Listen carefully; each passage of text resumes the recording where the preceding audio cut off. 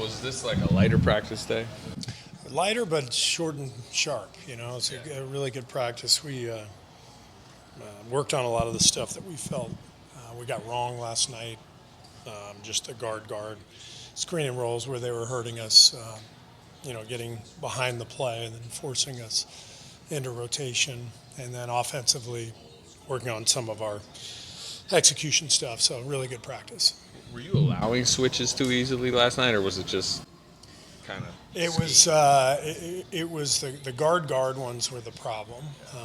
The ones with the 5 were not really the problem. So, it's tricky when the screen is set below, and when a team can spread you out with the shooting that Phoenix has, you can't let the ball get behind you, and we were letting the ball get behind us. So some of those were blown coverages, some of them were just not being physical enough.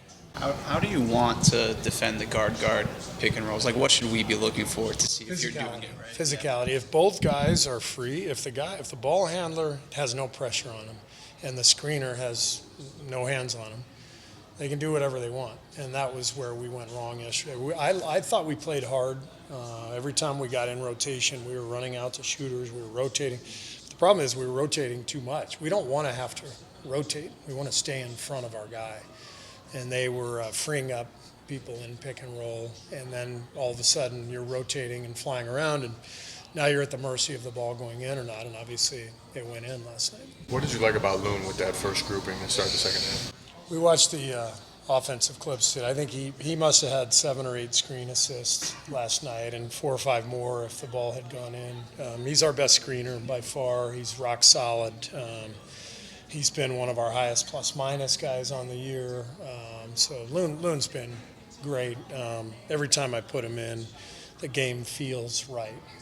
So I got to try to get him more minutes. The challenge right now is a lot of guys I want to get more minutes. And I'm trying to get to certain combinations, and some of those combinations keep people from Loon playing more. And so we're still sorting through, all the options and lineup combinations, and as we've fallen into this losing streak, it exposes everything more, and there's frustration that sets in. So we just have to make some decisions here and play our way out of this, which we will. We got a good group. If the rotation does trim, what effect, if any, does that have on the defense, given how the depth kind of helped with the intensity in 48 minutes? Yeah, that's kind of the question. That was the idea behind all of this, was playing with force. I didn't think we played with force last night. That's why I played 13 guys in the first half. So if you're only going to play a few minutes, you have to come out and play with physicality, and we didn't. So if we're not going to do that, then we might as well cut back. And so that's the balance we're having to figure out.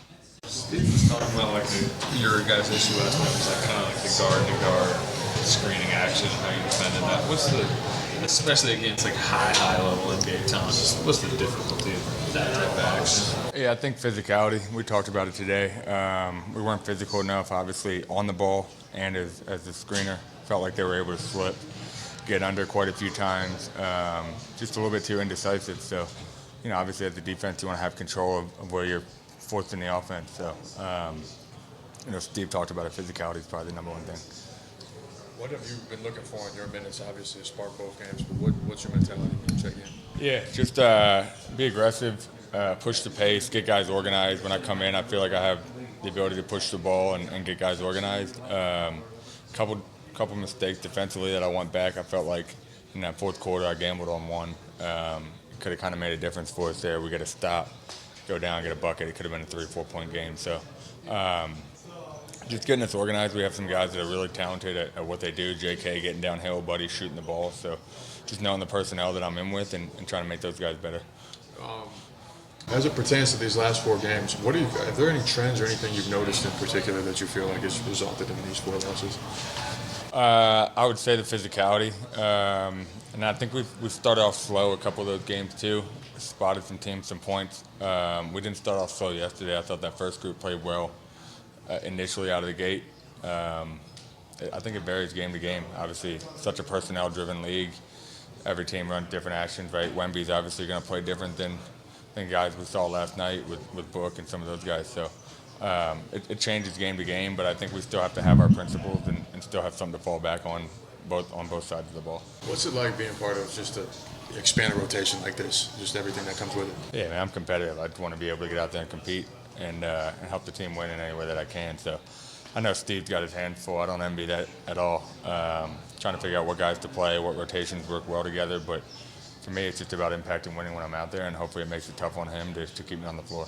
What are they telling you about kind of the plan? I know it's different for a two-way guy with eligibility days and wanting to also get some Santa Cruz time. What are they kind of? Yeah, I think it depends. Obviously, Melt went down, which is a bummer for us. He was so big for us. So I think it can change as the season goes on. Initially, when he was out, we had a pretty solid rotation, and then dropped a couple games. Felt like we weren't getting enough downhill, and so Steve called my number. So I think we'll manage the games as we go. Obviously, we're pretty healthy relatively right now, but I think they trust me to obviously get that second group downhill, get guys organized, and make plays. So we'll figure out the games as we go. And how did practice today go? I know it's a big time in terms of trying to change some things up. Practice went well. Today was a mental day. Just locking in and taking care and cleaning up the things that needed cleaning up. Steve talked a lot about how the film revealed the guard-to-guard screens being an issue. What are some ways to resolve that? Communication, and just being physical on the screens. Do that and clean up a lot.